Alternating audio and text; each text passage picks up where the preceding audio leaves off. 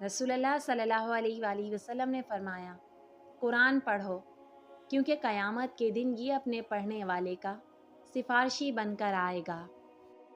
رسول اللہ صلی اللہ علیہ وآلہ وسلم کا فرمان ہے، جس نے نماز کی حفاظت کی تو قیامت کے دن یہ نماز اس کے لیے نور، دلیل اور نجات کا سبب ہوگی۔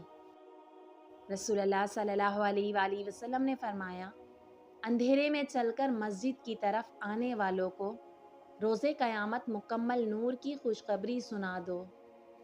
رسول اللہ صلی اللہ علیہ وآلہ وسلم نے فرمایا، جس نے قرآن مجید کا ایک حرف پڑھا اسے اس کے بدلے ایک نیکی ملے گی، اور وہ ایک نیکی 10 گنا بڑھا دی جائے گی۔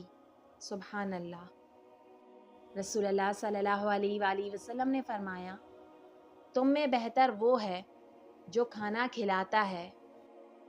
حضرت ابو ہریرہ رضی اللہ تعالیٰ عنہ سے روایت ہے کہ نبی اکرم صلی اللہ علیہ وآلہ وسلم نے فرمایا، گالی گلوچ کرنے والے 2 آدمیوں میں سے گالی کا گناہ ان میں سے شروع کرنے والے پر ہوگا جب تک مظلوم حد سے آگے نہ بڑھ جائے۔